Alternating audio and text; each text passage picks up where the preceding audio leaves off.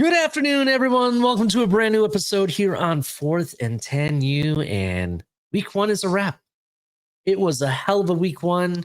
And just like any week one episode or any episode following week one, we bring special guests. I have a special guest I'm about to bring up here. But before we get into it, make sure you hit the like button, subscribe if you're brand new, turn on the notification bell. We're going to be talking Iowa versus Iowa State, right? Big time rivalry we'll talk about. We'll give a little bit about the history and tidbits about why that game is important. We'll give our thoughts on week one, real quick, fire one shot with thoughts. And we got a lot to talk about. But like I said, make sure you hit the like button. Let's get into it. Everybody welcome Mystic, my man, the myth, the legend. He's such a legend. He's Mystic. How's it going, my man? How you doing? You're muted, sir. Of course I am. See, look at me. I'm already stumbling here. Hey, you got me though. No, thanks for having me on, man. I appreciate you. I'm looking forward to it. I think we're gonna have a good time today. Definitely. This is my man Mystic. He's usually in the Twitter spaces, stirring up trouble amongst Miami Dolphin fans and more, including Colts fans as of recently. Hey. Why don't you take a moment, introduce yourself, tell them where everybody can find you, and Yeah. let us know who you are. Name's Mystic Mac. I'm just honestly right now, for the most part, just kind of on Twitter, just leading the spaces for the Dolphins community. I love being able to share everyone's thoughts within the community to see where the team's at, where we think it's going, things like that. I always love talking sports, whatever the sports it may be. So. He also has a world record amount of Caitlin Clark jerseys, by the way. Just want to point that out. If you want to know where the WNBA money, where they're getting it from, it's from him. I made two. You have two? Okay, two. Oh my. All right. But yeah, let's kind of talk about college football. That's what this show's about. I want to kind of stick it there. Week one is a wrap, right? It started off with a banger. I want to say banger, but it was like the most anticipated matchup in college football history for week one. Number 1, Texas versus number 3, Ohio State, right? Everything is on the line. It has college football implications, college football playoff implications.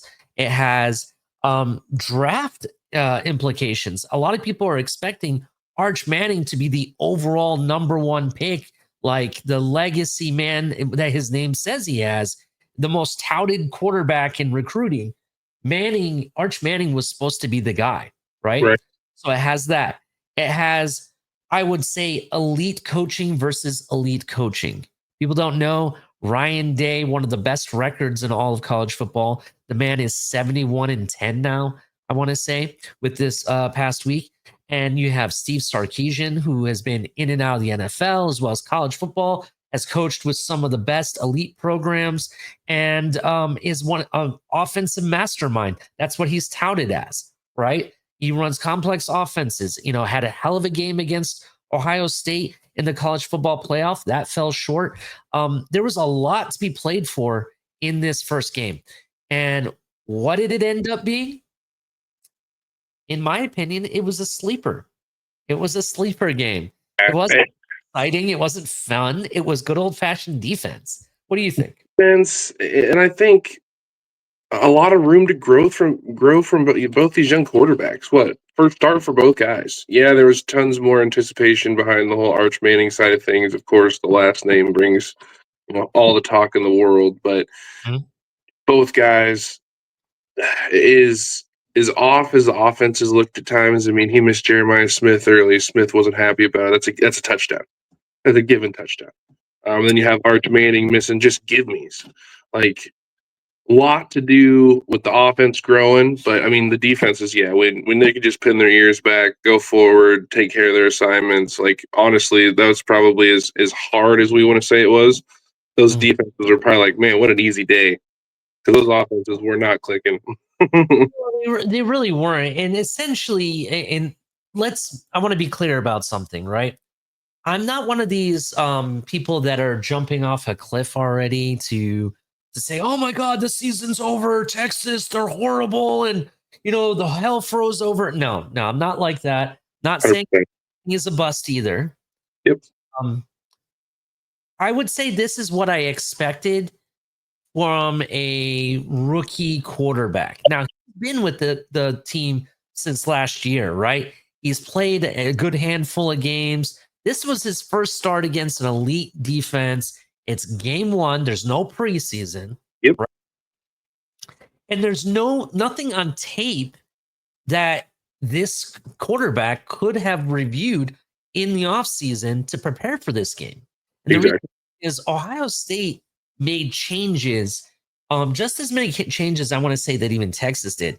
Ohio State lost a lot of their players, right, to the draft. There was like 14 or 15 players that they lost. So did Texas. Texas lost a lot of players. Ohio State brought some players back, paid a lot of for players to come when it comes to recruiting and as well as transfers. Texas did that too. Ohio State lost their offensive coordinator, lost their defensive coordinator, Right. their offensive line coach, and then some.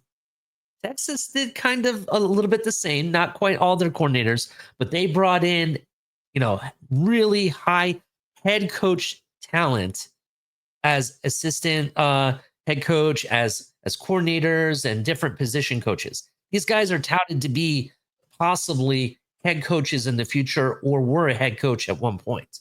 That's how Absolutely. they are. Ohio State did the same thing. Not only did that, Ohio State, as they normally do, they signed a banger. They had to replace Jim Knowles, who's been their defensive coordinator, I want to say the past 4 or 5 years. And he was arguably one of the best defensive coordinators out there. So it's going to be tough to swap somebody for that. But here's the big but: not for Ryan Day. Ryan Day is like anybody to Matt Patricia, 3-time Super Bowl winning defensive coordinator, right? Has been a head coach. May not be as successful as a head coach, but he was definitely as successful as a coordinator, right? For sure. Come on down, man. I just need you to get these guys ready to play, scheme up something big. Everybody was expecting them to run the Jim Knowles defense. I'm not sure where that came from, but I've heard everyone expected that. He didn't bring that. He No. brought his own flair. He schemed up stuff, showed zero blitz, but it's Tampa too, right? He looked like he had everybody on the line, gonna come rush the quarterback. As soon as Arch Manning snaps the ball, they're backing out, covering space left and right. Yes, they allowed certain players to get yardage. They allowed certain players to catch the ball, but they didn't let them do too much throughout the entire game. Ohio State's secondary, in my opinion, played like a top 5 defense, no questions asked. I think their defense was much more impressive than I thought they could be. I was worried. I'm not worried now. I will say that. I don't think there's anything to be concerned when it comes to that defense. I think, to your point, everything pre-snap was different post-snap.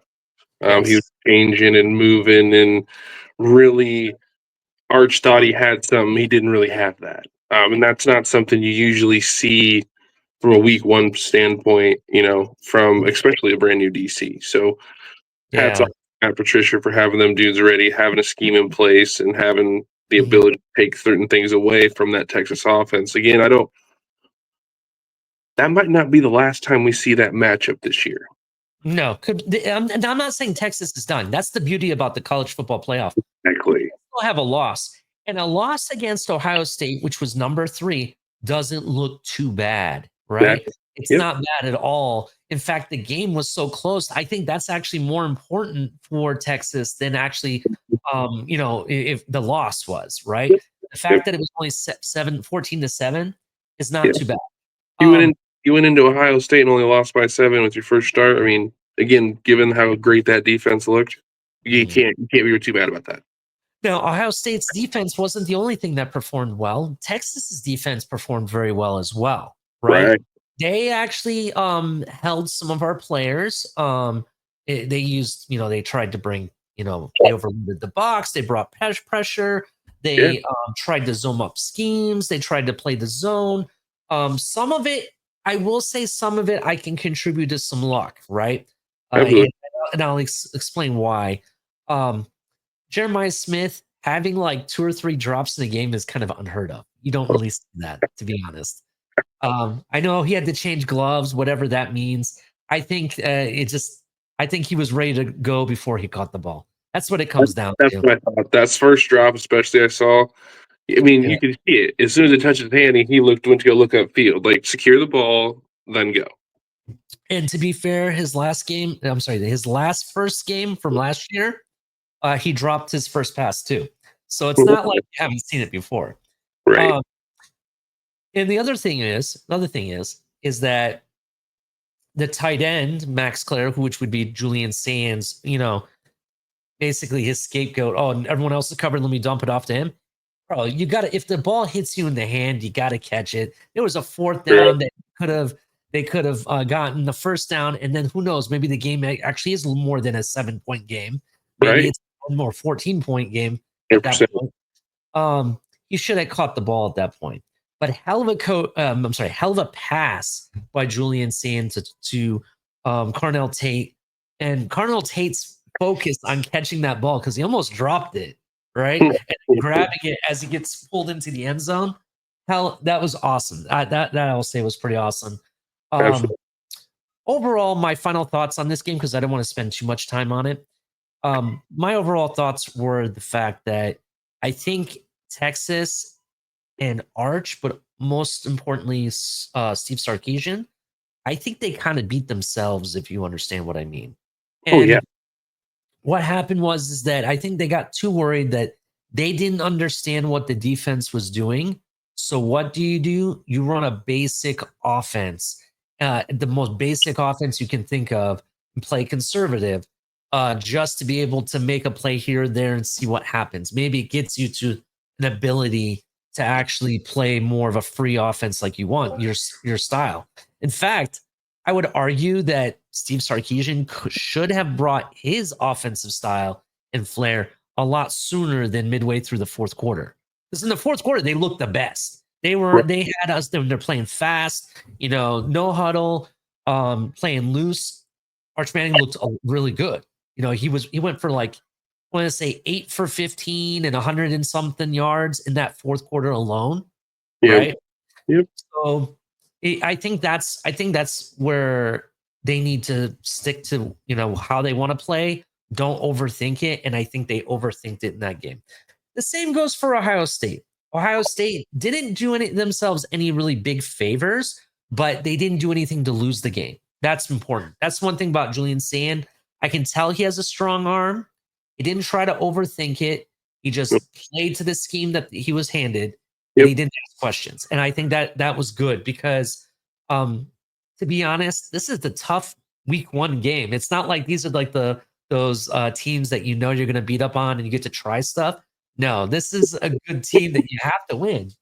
Yeah, I'd say Good. you have two supremely talented teams coming into week one that honestly played very conservative football, if you will, to try to get a victory. I mean, that's my take. Both teams, tons of room to grow. Expect both teams to be in the college football playoff when it's all said and done.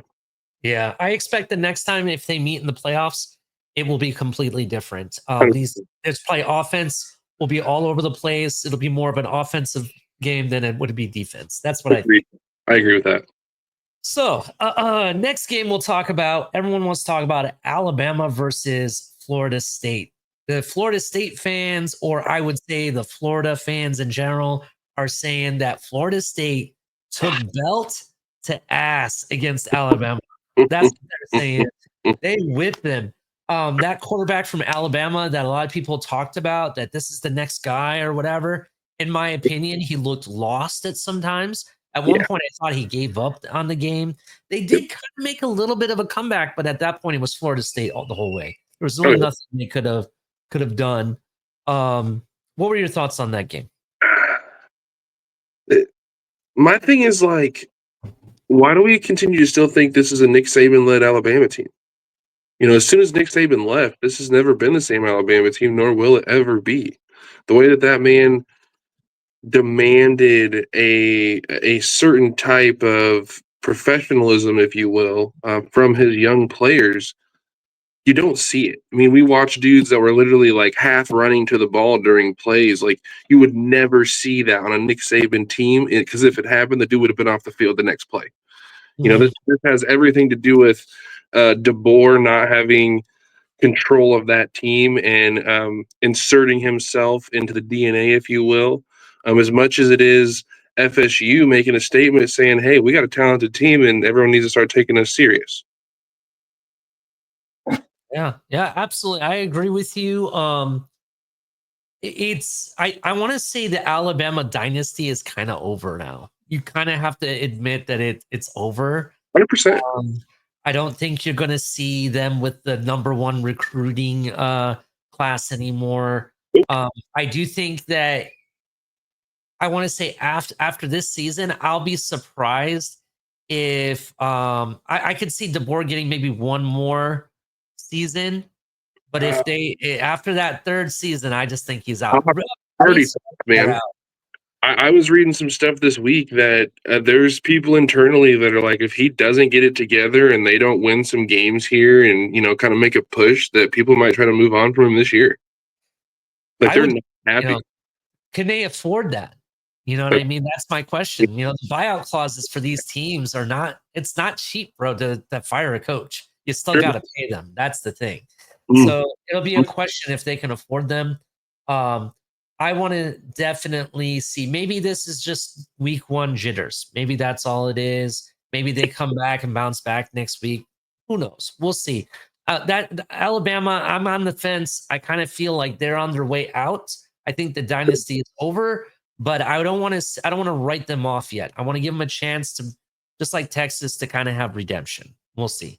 okay. Even though I think Texas has a bigger chance of redemption than Alabama does, for sure. That's 100%, man. I agree with that. you never know.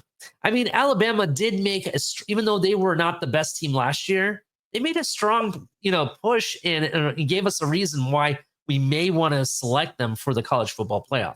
That's Sure. why that's why I don't want to say that, to write them off yet. I actually want to see what they do the entire their season before I do that. Fair enough. Now, if they start the season and it's 0-3 or 0-4, then yeah, at that point, the story It's is fair. written, sign it, seal. Next game, and this is honestly one of the better games in my opinion.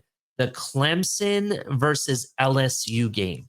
That game was very much closer than I thought it would be. Um, I was rooting for LSU the whole way, so Yep. there's that.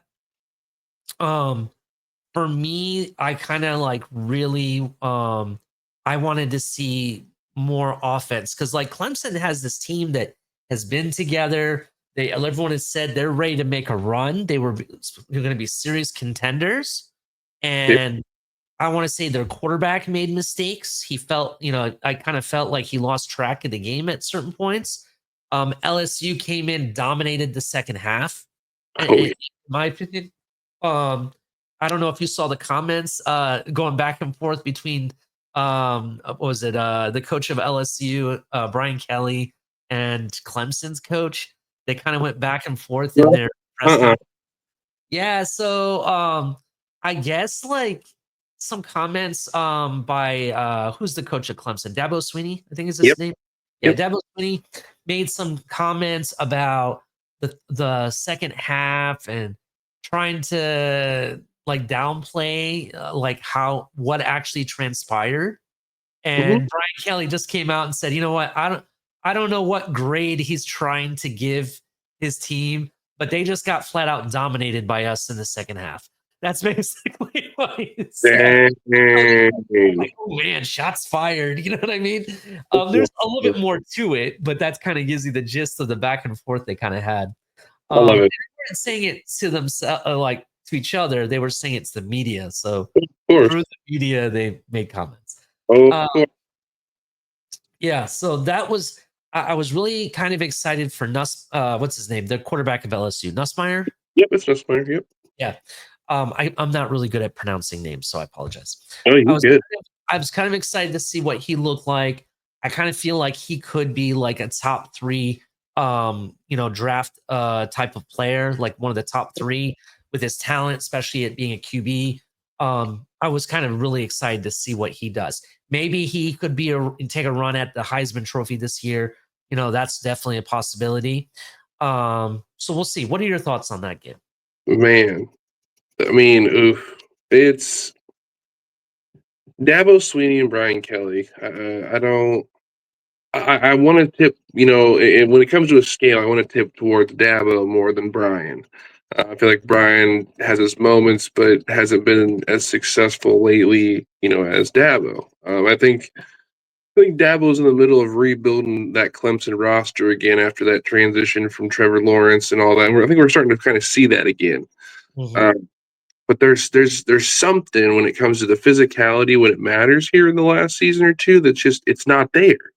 Mm. Now LSU, uh, it's all about Nussmeier. It is. It's all about it. And you saw it. You saw the way they took control in that second half. And again, to your point, being a top prospect, we saw some pro throws. There's a throw in there where was it late in the third quarter? I want to say. Oh, dude. I mean, he throws that thing on a just perfect dime down the right side, puts it in his guy's hands. You can't put it anywhere else. Like just for your defender draped on him, like pro level throw. It was beautiful. Mhm. I love seeing stuff like that from those young guys, and those are the throws that we want to see that are like, hey, I'm going to see that guy on Sunday. I loved it. I'm yeah, okay. Look, okay. I have my loyalties to Iowa State. But a lot of people understand I'm a Florida Gator fan. So as much as I enjoy seeing LSU, be good, I don't enjoy seeing LSU be good. So I understand. it's I a get good it. team, but they can't be bringing all that nonsense in the SEC this year. I will say this, and I've had some conversations, and I kind of done a deep dive on what the Gators have done in one Hmm. of our previous episodes this offseason. I kind of have the Gators as a dark horse for the SEC. Yeah, If Manning does end up being this bust or lackluster QB that people are trying to jump off a cliff for right this moment, right. it's going to open the door for a Florida to come in and take control, or an LSU. So I kind of have it between you guys and LSU kind of I can right see that. now. I Alabama would just at times look so bad against Florida State. Yeah, I don't know how they come back to maybe they can get on fire and go for a streak here and ride it all the way to the end. They're not my top 2 to win it. Right now, they're maybe at number 4, if anything. yeah, Um, yeah. I want to say my top 5, actually, probably maybe top 5. Because to be honest, for me, I still think it's going to be Texas, Georgia, LSU, Florida, Yep, in some kind of order that way. That's kind of what the order is. And then you have Alabama sitting on outside. That's kind absolutely. of where I have the SEC. Um, let's talk about this lackluster game that let everybody down last night. Before we talk about the best game of the week, in my opinion, we're going to Man, talk about the TCU versus North Carolina game. Oh boy, Bill Belichick, sir. I know you were a mastermind in the NFL. You've coached teams to play much more superior than what they ever were, such as Cleveland. Last time Cleveland meant anything in the playoffs with Leroy Horde, you took him. Leroy Horde and Eric Metcalf. I'll never forget it. You took them into the playoffs right before Cleveland left to go to Baltimore. yep, And then you went on and had one of the best dynasties ever in the NFL with the New England Patriots, winning several. I want to say it's like 6 Super Bowls. It's ridiculous, yep. right? Um, to leave the NFL to go and go to college football. Did you think it was going to be a walk in the park? Dude, Maybe maybe you want to rethink your mhm, recruiting mhm. or whatever, or maybe the fan base is right. The fans are stating that this wasn't his fault. This was who?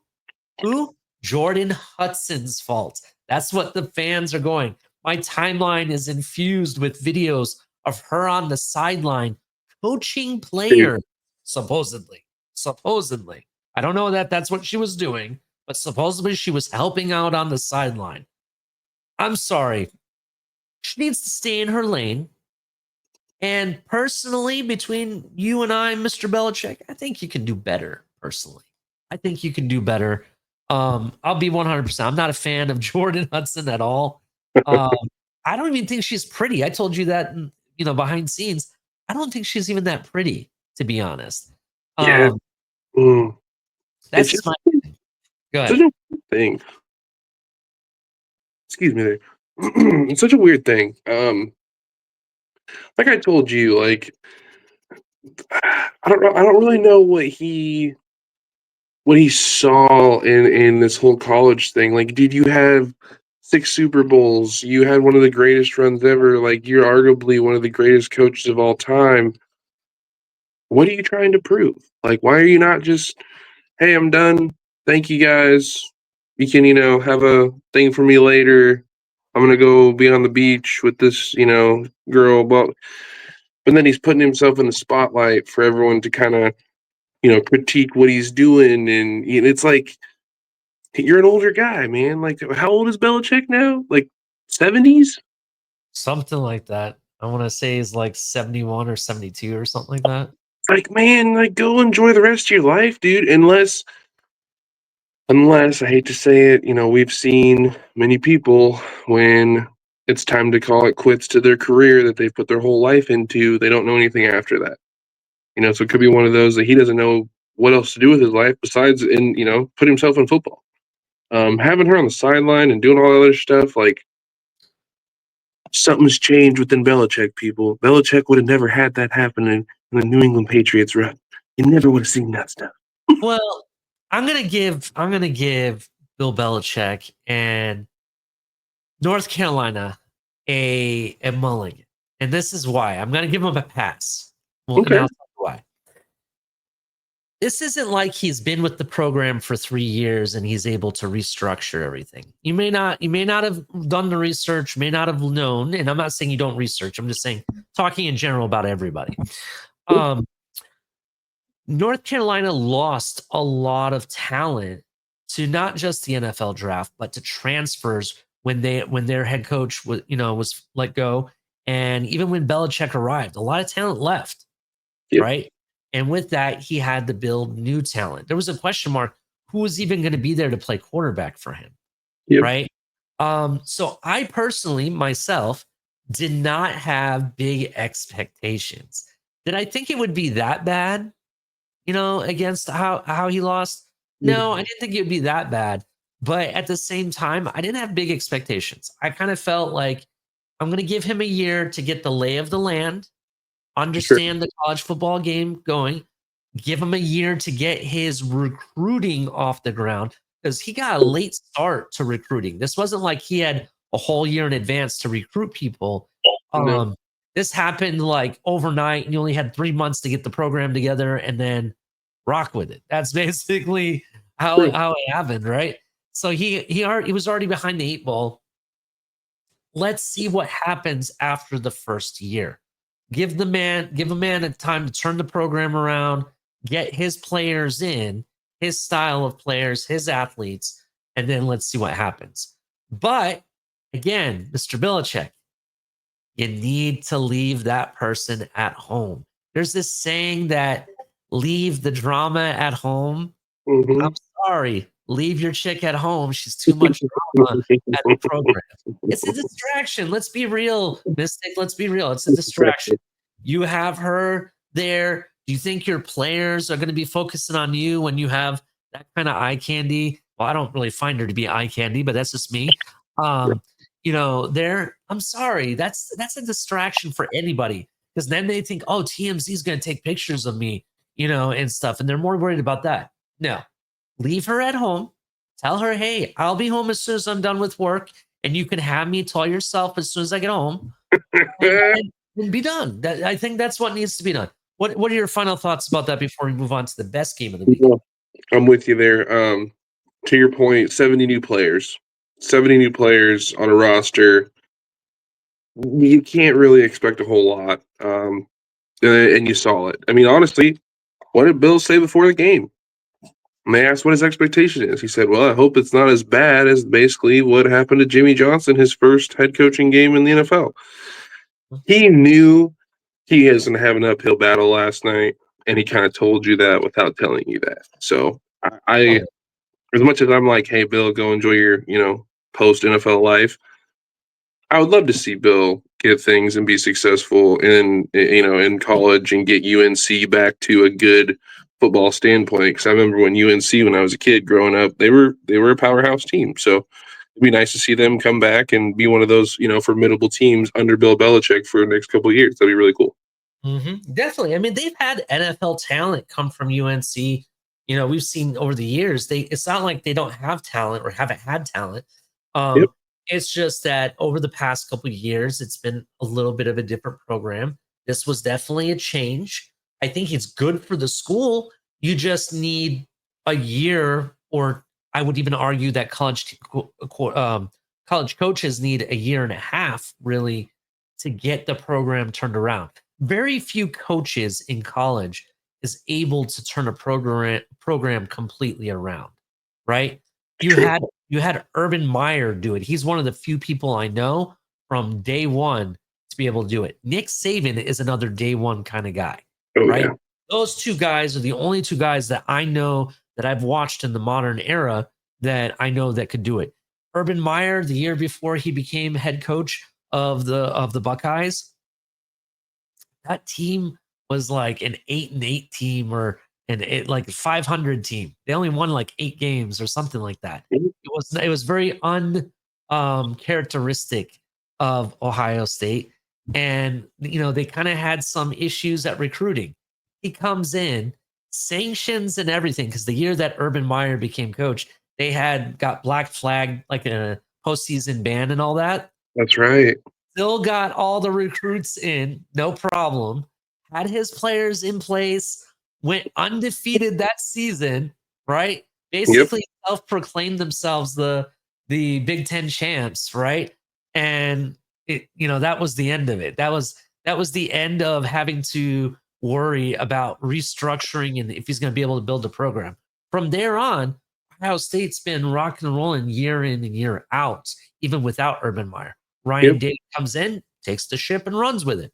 The Yep. point is, the point is, very few coaches, if you look, and this next coach we're going to talk about because of the big game they had, it's very hard for that person to just turn it around in 1 year, or in the first year. They need multiple years sometimes. Let's talk about the best game of the week, in my opinion. Notre Dame, the Fighting Irish against the Hurricanes in South Florida in Miami, right? Oh yeah. Hell of Oh a game. I made the call, and shout out to Lee Corso. He made his last prediction ever at the Ohio State game, and said that Ohio State would win. Right? He stuck with what he called his first love. Right? That's what he used to call it. And shout out to this man. Lee Corso called the entire game last last week. Or I'm sorry, this past Saturday. Like the entire, like all of his predictions, he called them all. yeah. So he had Ohio State winning, right?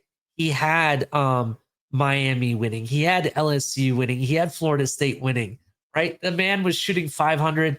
I went with it. I said, listen, Miami is going to win, and it's because their quarterback is way more experienced than Notre Dame's CJ Carr, right? And what happened? Experience won over.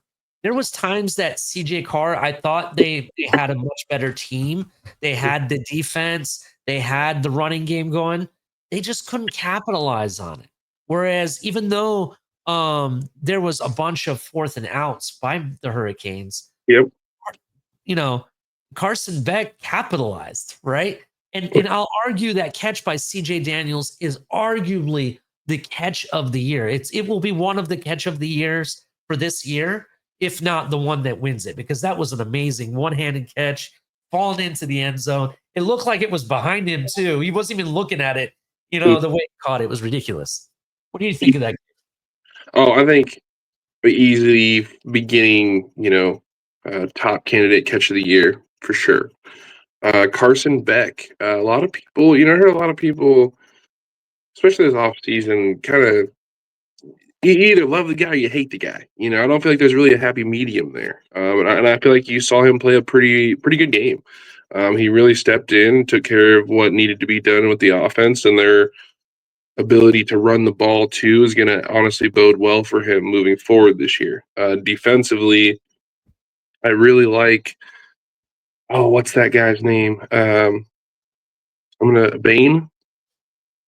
I Yeah. believe it is. Oh, that kid's gonna be on Sundays. I'll be surprised if he's not like a. excuse me. I'll be surprised if he's not like a top. I could see him being like a top 10, top 15 pick the way that he's progressing right now. Like he's literally showing you he can be an absolute problem.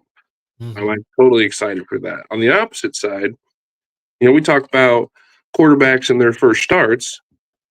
When it came to Arch, it came to the quarterback for Ohio State. I can't remember his name. Apologize. And then you have Notre Dame, same way. The dude, Julius is his name, by the way. thank you. No problem. So then, yeah, you have the quarterback for Notre Dame here. His first start, Carr. I like what I saw from the kid. He was getting hit at times, but still getting up. He's still leading his team. He's not ever getting his head down. Like at no point during that game did you see a quarterback on the sideline with his head down, like, oh, we're defeated. Dude thought he could win. Literally played like he could win the whole time. And only lose by what? They lost by 3, if I remember correctly. Yes, I believe. I think you're right about that. That's dude. That's everything. In years past, what I told people is Notre Dame. Years past, they're like all that hype's behind them, and they drop the ball. They get blown out. They look terrible. They looked really good against a team. Let's be honest. They got some really good trenches going on down there, and that Notre Dame team looked really good. Yeah, I really like the Notre Dame quarterback too. I like CJ Carr. I liked what I saw. He does have fight in him. If you know a little bit more about his history, as in like his personal life stuff, I like players that have that chip on their shoulder and something to fight for. Right. That's for another show. We'll get into that. But he has something that happened to him that I think if I were him, I would play my heart out every single game just because of what transpired, right? And what I want to say about him is that he at times when I thought he was like truly rattled, he quite wasn't rattled at all. It just things weren't working out for him, right? They really didn't fully get the running game going with Jeremiah Love. They didn't really get some of the things truly going the way I thought they would. Carson Beck, granted, they didn't play great offensively, but they capitalized on certain possessions where they did. You had guys like, and arguably one of the best receivers, Malachi Tony. People are saying, and this is what the analysts are saying. This is what the coaches are saying. The analysts, or I'm sorry, this is what the coaches are saying that that Malachi Tony is the real deal. Like he's going to end up being something very, very special, right? So, that's kind of I was glad to see some of the route running from him. CJ Daniels looks really good. I'm more impressed even with Carson Beck's throwing. This guy came back from elbow surgery. I think he had Tommy John surgery or whatever it's called. Yep. In the past, players don't come back from that. You know what I'm saying? So, so it was very, very interesting. We're a little bit behind on time. Are you still good? Yeah, we're fine, man. We're fine. Okay. All right. Because we have another subject and then we have our main subject. Yep. The game. Let's keep That game, real quick, was the best game of the week. It was exciting. There was offense. There was defense. There was like, oh my God, that interception where the defender, it looked like it was like it got tipped at the line or something, goes in the air. I thought the defender was going to catch it, but he missed it. And as he was falling, he kicked it with his leg and it goes in the air. The defender finally intercepts the ball and then goes running. It was a defensive tackle it was a defensive tackle, ends up running for another 10, 15 yards. That was awesome, right? I missed that. A That's lot. crazy to me. And that atmosphere at the Hard Rock was like loud. It was crazy. 6,000, right? I believe it was. Shout out to the Hard Rock. They try to do some things. That game solidified that college football is definitely back for sure. So, Uh, so that being said, with week one is a wrap. The question is, who is your top five? Right? mm, Uh, mm, I'm mm. gonna give you who the top five is real quick. Let's get into this. So this is the AP top 25 going into week two. Ohio State is number one. I expected it. They beat the number one team. Um, they virtually allowed no offense in that game. If you really think about it, that defense really held it down. I think the offense is still talented enough. They go up to number one, no questions asked.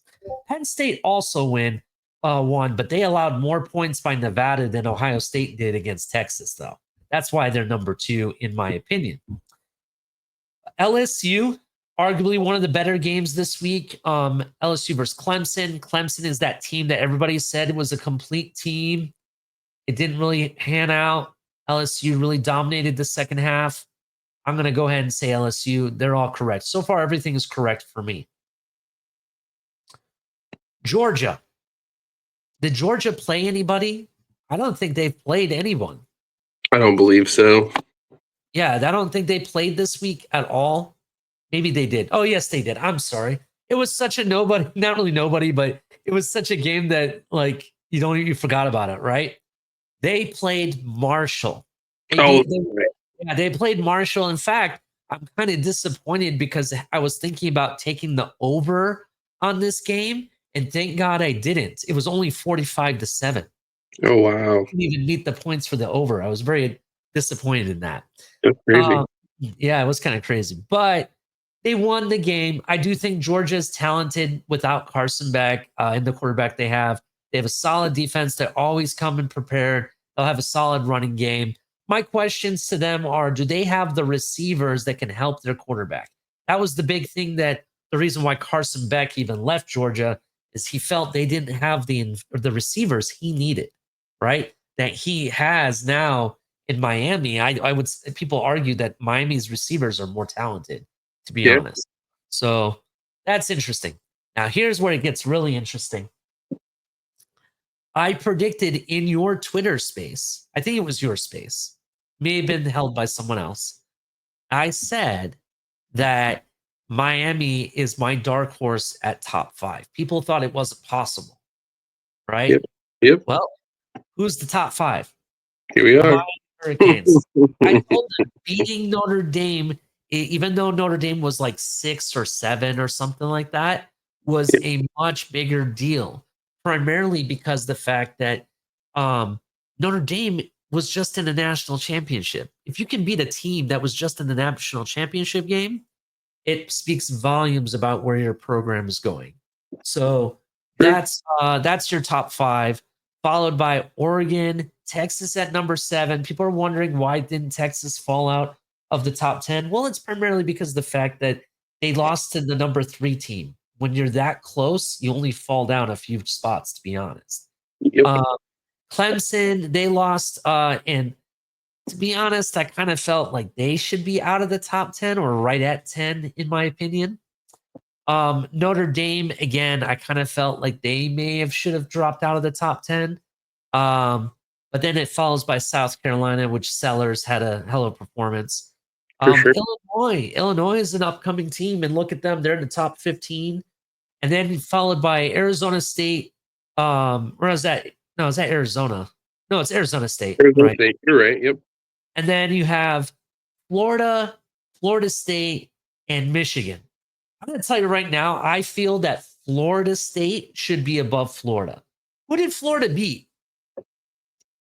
You're right. What? Long Island U or someplace like that? I mean, I don't even know. I've never even heard of the team. What is it? Long Island Commerce connected with Penn State or NYU? Is that who it is?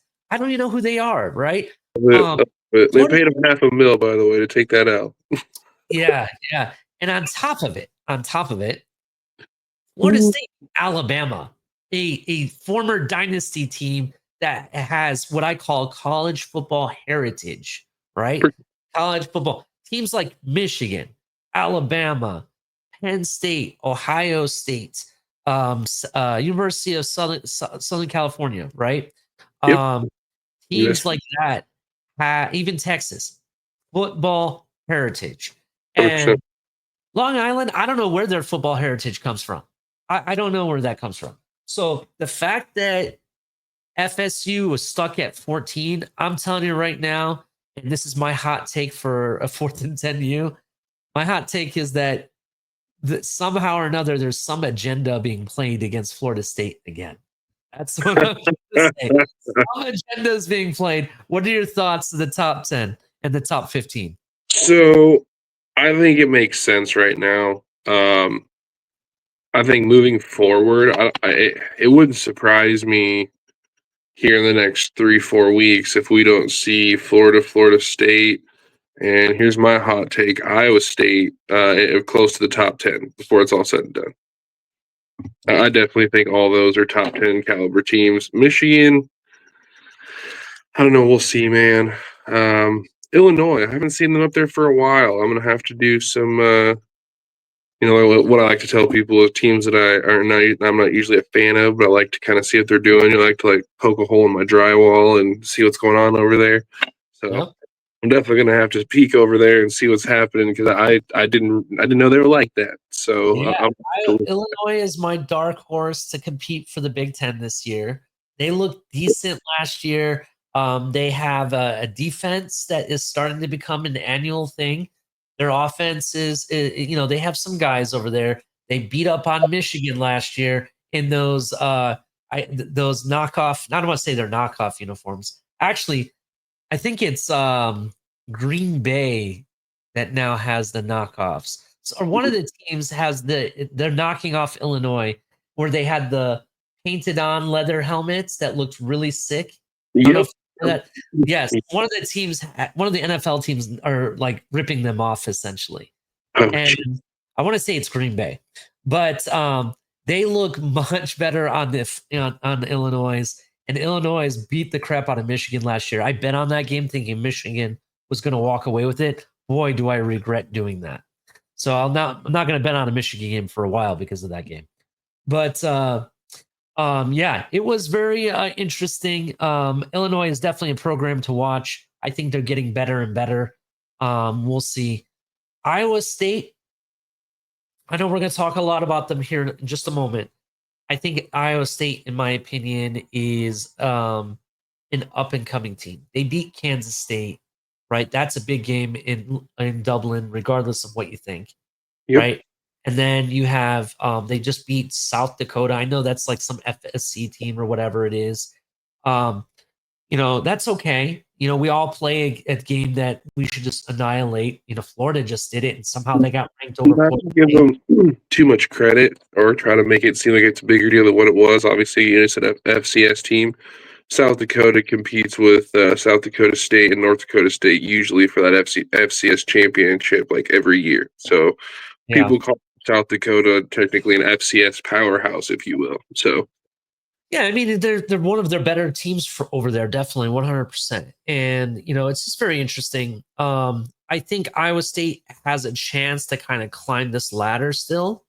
oh yeah. Uh, but it's going to start with the test tomorrow. Any final thoughts? Not tomorrow, but the test this week, I should say. Any final thoughts on the ranking before we get into the nitty gritty? Down here at the bottom, kind of intrigues me. I'm always intrigued with like the last five in type of thing, 21 through 25 situation. And I Yeah, think Alabama's going to continue, I think, potentially to fall out of the top 25 before they get it together. Maybe we see them back in there before it's all said and done. But Tennessee, Indiana, Texas Tech, and what is that, Utah down there? yeah, That that's going to be fun to watch. I'm intrigued by that. We haven't seen Texas Tech be up there for.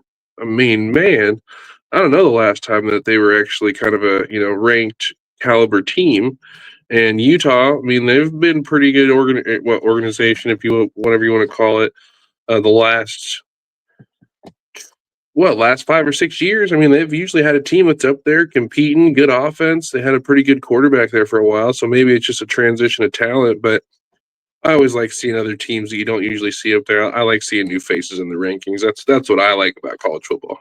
Oh yeah, definitely. I like seeing new teams. I kind of think that in the Big 12, my two teams that I want to kind of keep an eye on, one of them is Iowa State. The other one is Texas Tech. I think this could be a year for Texas Tech. Hmm? They won their game against some I want to say it's Arkansas Pine Bluff or something, wherever they're at. They beat them 67-7.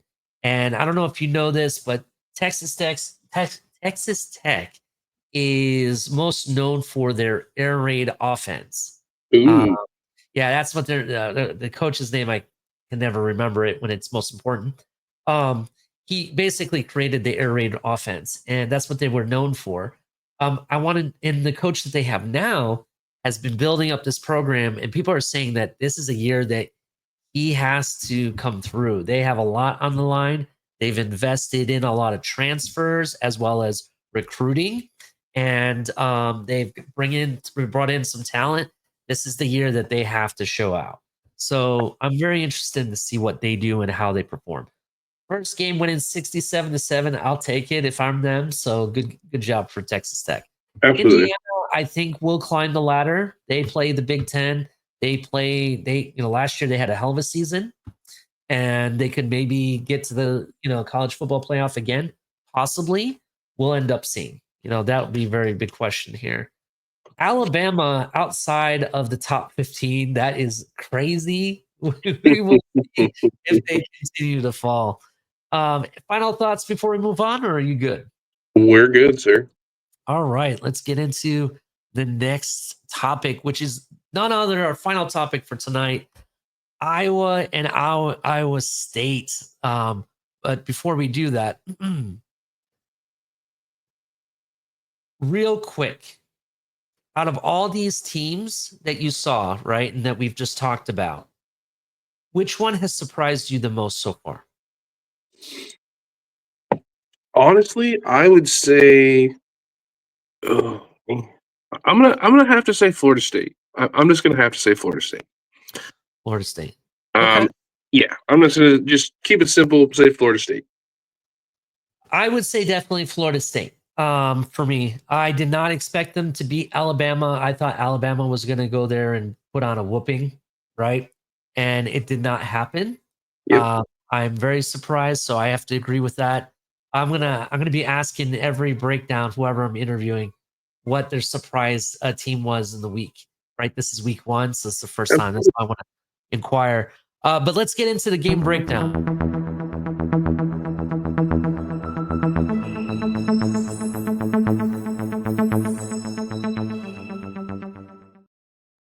All right. So this week is Iowa versus Iowa State, right? This is what it's all been about. Feathers will fly, as you saw on the thumbnail. Let's talk about it, right? So to give you some background about the Iowa versus Iowa State, this game is Saturday. It's a 12 p.m. big noon game, right?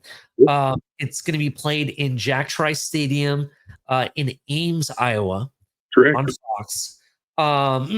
Right now, Iowa State is favored by 2.5 points, right?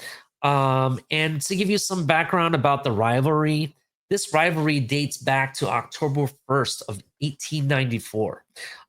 It's also a game that gets battled for the Cyhawk Trophy. Just so you know, it's just a Cyhawk Trophy game.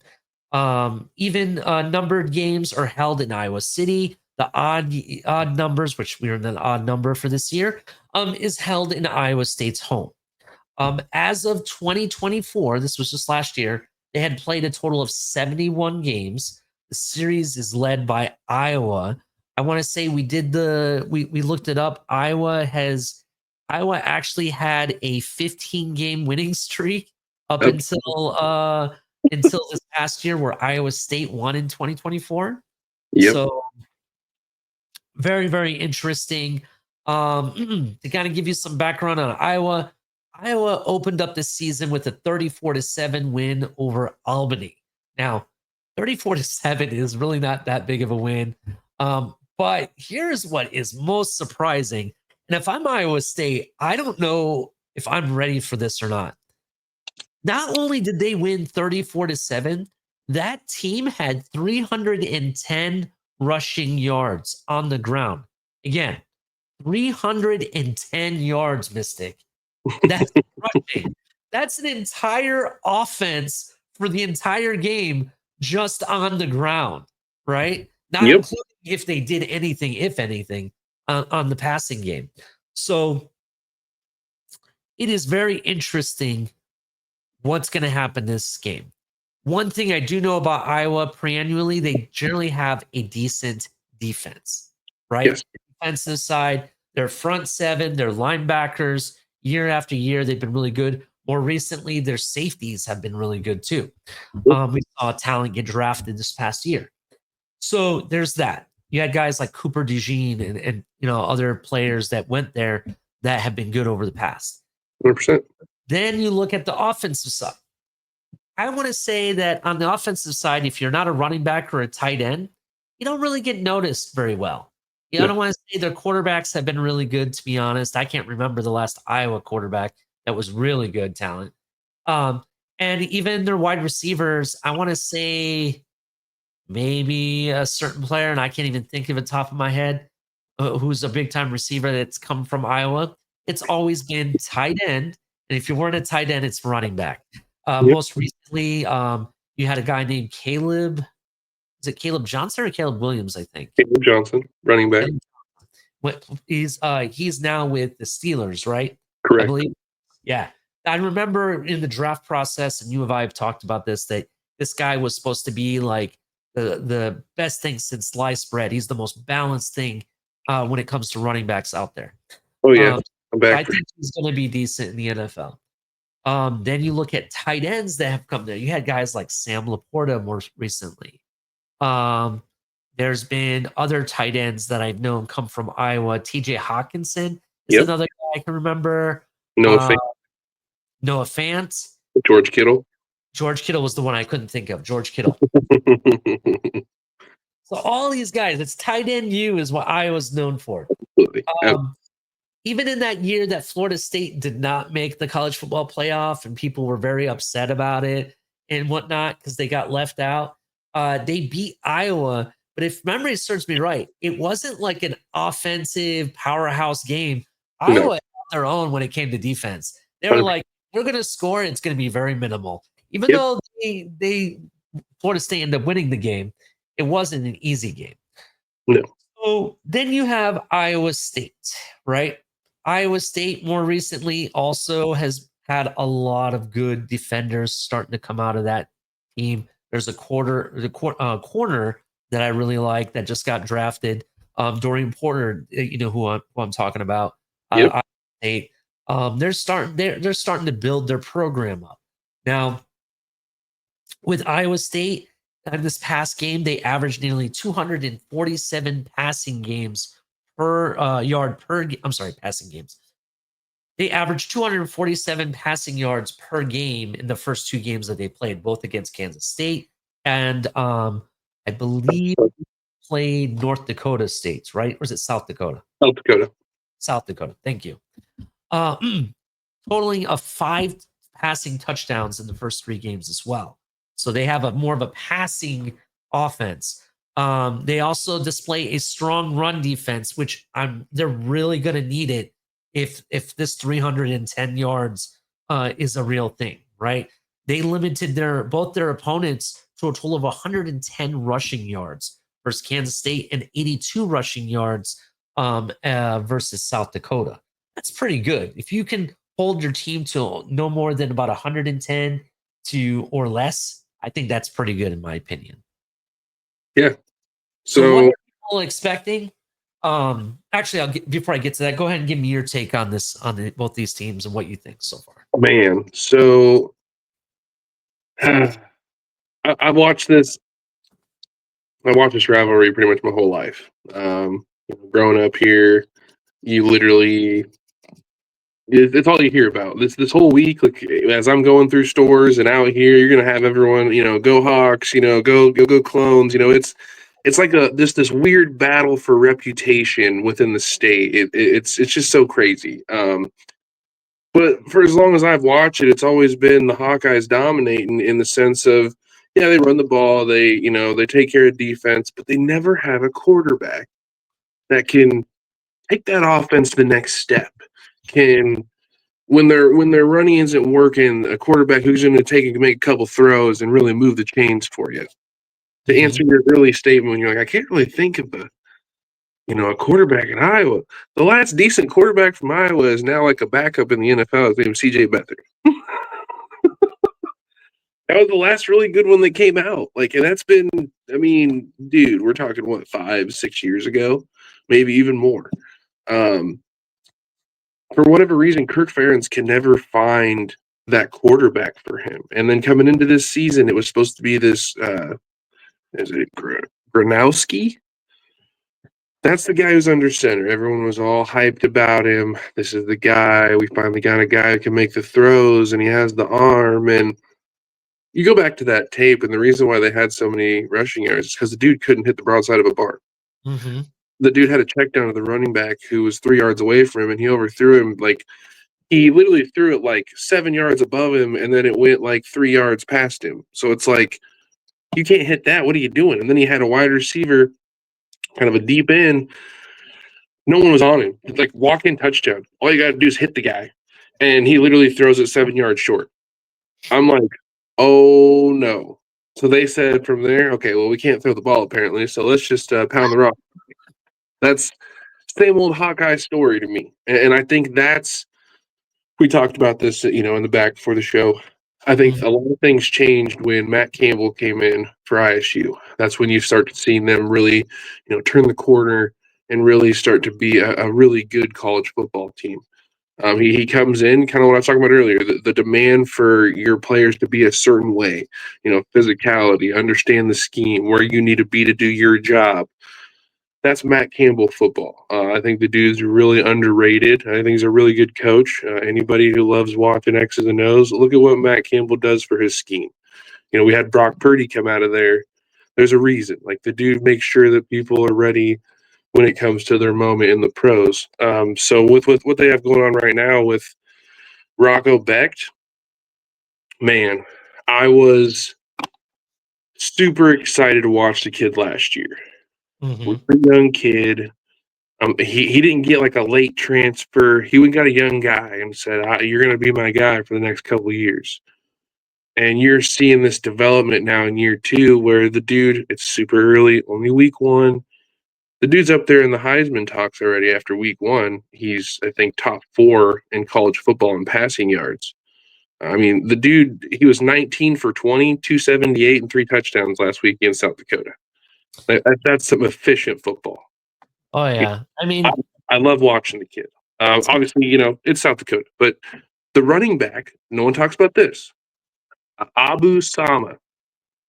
Remember that name.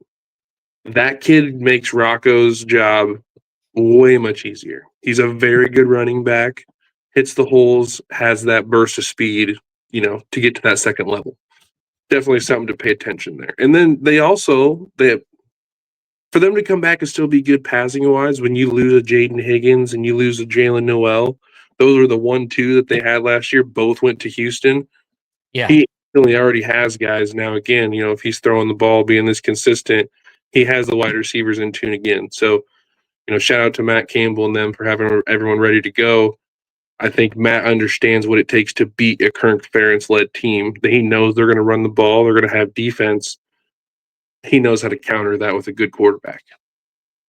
Yeah, I definitely understand. I mean, to be honest, Iowa State also has 2 tight ends that surprisingly are Yes. their number 2 and number 3 receiving option right now Yep. when it comes to the amount of stats they have. But to be fair, I know it's way too early. I know Rocco Becht has is like number 4, like you said, in the Heisman thoughts, but to be fair, Iowa State has played 2 games where the rest of the league has only maybe played 1, Yep. essentially. So there's that too.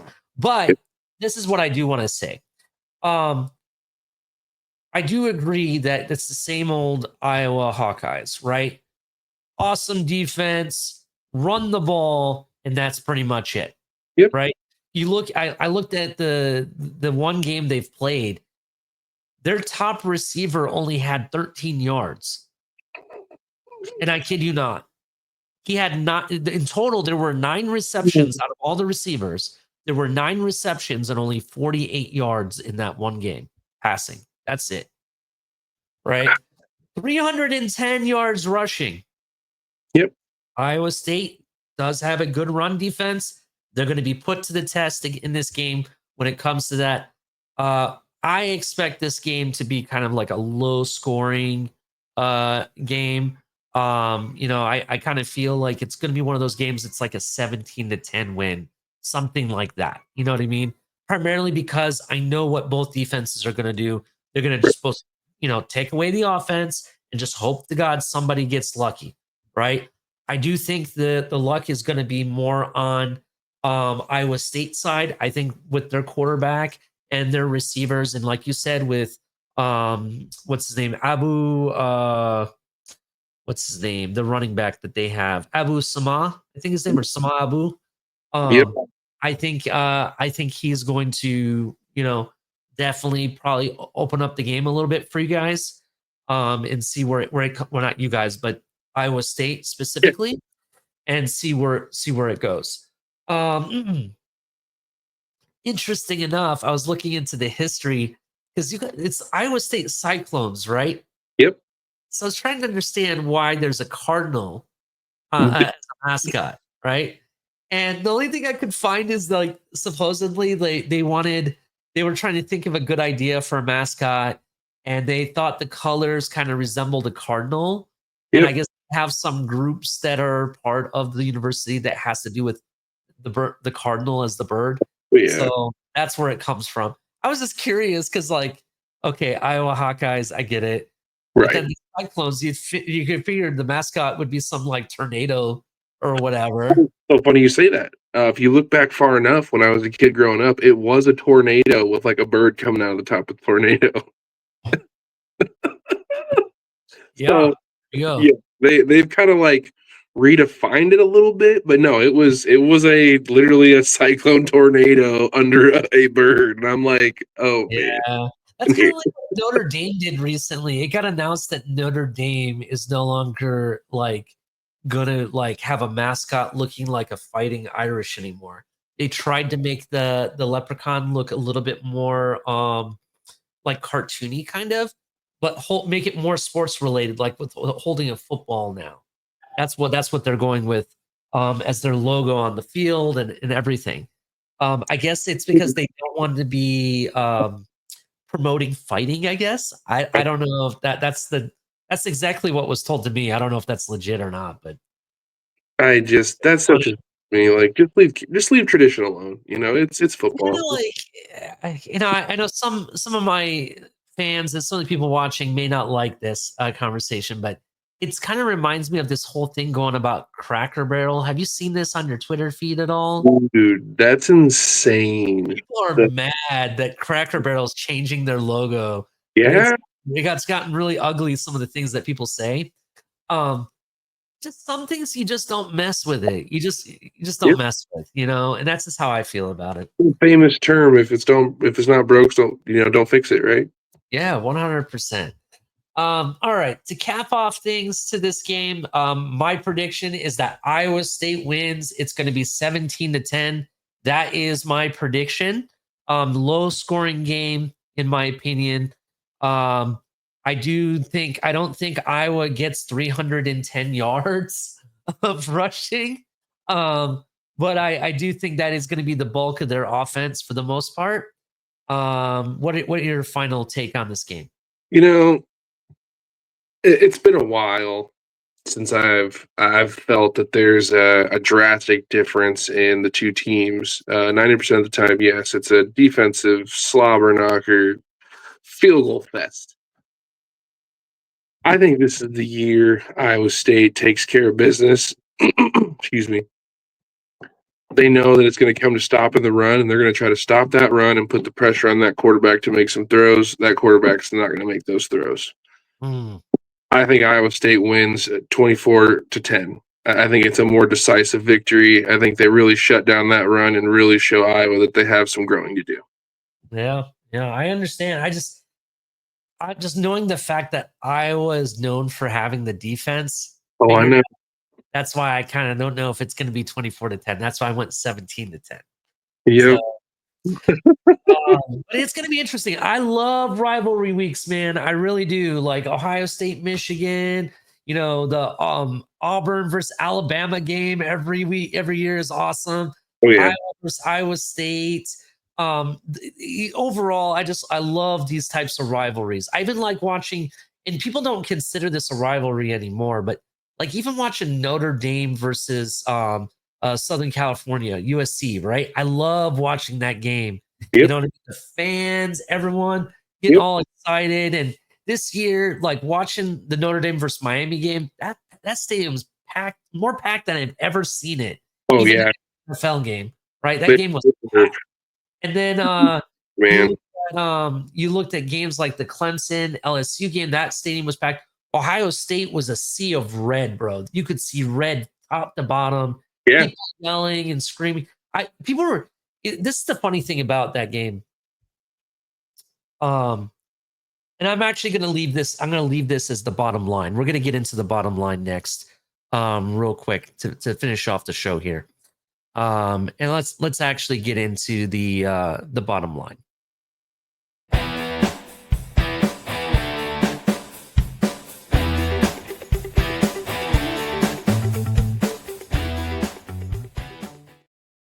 All right, so today's bottom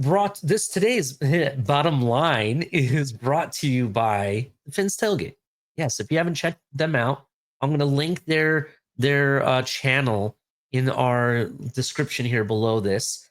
You can check them out. They have various different shows. Yes, it's primarily a Miami Dolphin channel, but we talk about all sports. We talk about a lot of different things. They even have a wrestling show, all different types of stuff. Check them out. You can also go to tftgnetwork.com and check more content there as well. So that being said, today's bottom line is college football fans are back, right? They have come with the power. I've never seen so many fans and the numbers that I've seen compared to previous years. Yes, the first game is usually packed, but I've never seen Hard Rock Stadium that packed for a Hurricane game, in my opinion. I've seen Ohio State Stadium packed, but that was packed. LSU, Clemson was packed. Just overall, even the and I hate to say this because I feel bad for what happened in North Carolina, but the North Carolina game was packed, not just with fans. It was packed with some celebrities. Michael Jordan was there, right? There was several North Carolina alum. Go back to look at the college football program. There was several people there that came to watch that game, only to be disappointed in such a crushing loss, right? Real. So for me, it was cool seeing everybody there. That situation was kind of bad. But yeah, college football is back, baby. I cannot wait. What are your final thoughts and your bottom line? Yeah, man. I mean, I'm kind of the same way. I think everyone's kind of we've all been craving football, from the spaces that we talk to in every day. Like we've been craving football, and I think everyone's just ready to just eat up that atmosphere to get those college games back and to really be able to just get out there and root for their team again. Really be like, hey, it's time. Reputation, time for bragging rights. Like, I love it, man. It's competition. Competition's a great thing in this lifetime. And when you see passionate fans, from like you said, from Ohio State to Notre Dame to Miami to whatever, whatever team it is, all those teams out there, everyone's repping it. It's a beautiful thing to see. I love seeing it, and I'm excited to see how these new rankings are already kind of starting to shake up this year. And I'm really excited for this new 12-team playoff that we're going to get. Like it's going to be awesome. I'm very, very excited to see where this college football season goes. Yeah, real quick. Do you think they should expand it a little bit more than 12 teams? I think if you go more, maybe 15, but I think 12 is like that sweet spot, man. I really do. Okay, it's been a conversation people have been asking. So, personally, the only way you're going to fix it to make everybody happy, in my opinion, is go March Madness style, 64 teams. Let's do it. Let's Ooh, just yeah, sign freaking me do it. up. Everybody gets a chance. Let's see what happens. To Sign talk me about up. the amount of Oh, football being played, you know what I mean? it'd be amazing. They would have to shorten the season though, or something. Otherwise, the people would get all mad or something. You know Um, it. I don't know if you have to shorten the amount of seasons. How you could possibly do it, and I've actually thought about it. How you could possibly do it is your teams that won the Big Tens and the conferences and stuff, the championship champions, they get the automatic bye essentially Okay. to a certain degree. You want to make it where they're automatically in the semifinal, fine, right? You can even give two different types of bye. Either you get a first round bye or you get a second round bye. You know what I mean? Depending on how top, if there's a number one, two, three, or four, or so on. Yep. So Yep. those teams don't have to play as much, right? But then you have the other teams maybe that weren't in a championship game, right? They have to play an additional game or two, just like if they were in a conference championship game, essentially. So Absolutely. yeah, it's not perfect, but I'm just thinking that's the only way you're going to make people happy when it comes to the amount of the playoff teams, to be honest. So my thoughts. I like it. I like it a lot, actually. Definitely, definitely. Well, Mystic, I enjoyed having you. Thank you for the great conversation. It was a great time. You're definitely welcome, and you can definitely come back anytime you want. Um, where can people find you? Let us know where people can find you. Yeah, you just find me online on X, like that's pretty much the place to be right now. I mean, I do have like a little channel of some sort on YouTube, but I don't really push much on it right now. I'm literally just people ask me, I show up and hang out. So if you want to follow me on X, go ahead and give me a follow. Definitely. Are you on Twitch also? Yes, I have a different name on Twitch. I believe it's like Acid Hangover, but I have my own gaming thing on there. So yeah, go ahead and give me a follow on there as well. I appreciate that, man. No, anytime you want to have me on, I'd love to be able to talk, maybe before college football playoffs, if you want to Oh do yeah. something, that would be awesome because this season's going to be great. But again, I appreciate you letting me come on here and, BS it with you, if you will. And it's always fun talking ball with you, man. Definitely, 100%. I really appreciate that. And yes, we are going to get into some debate style, and we're going to have like two different panels debating. Maybe Oh, I'll invite you for that. It's going to be more of like SEC versus ACC or SEC versus Big Ten, that that'd be kind of cool. stuff. Maybe we'll even do Big 12 because I do kind of follow the Big 12 teams more than Yeah, I do some of the other teams that are out there. So absolutely. we'll kind of break it up. But definitely, thank you, everyone. Make sure you hit the like button, subscribe if you're brand new, turn on the notification bell, check out some of the other content. I'm going to be linking TFTG and our other channel in the bottom below as well. Everyone, till next time, be good, and you all have a wonderful night. Chomp, chomp.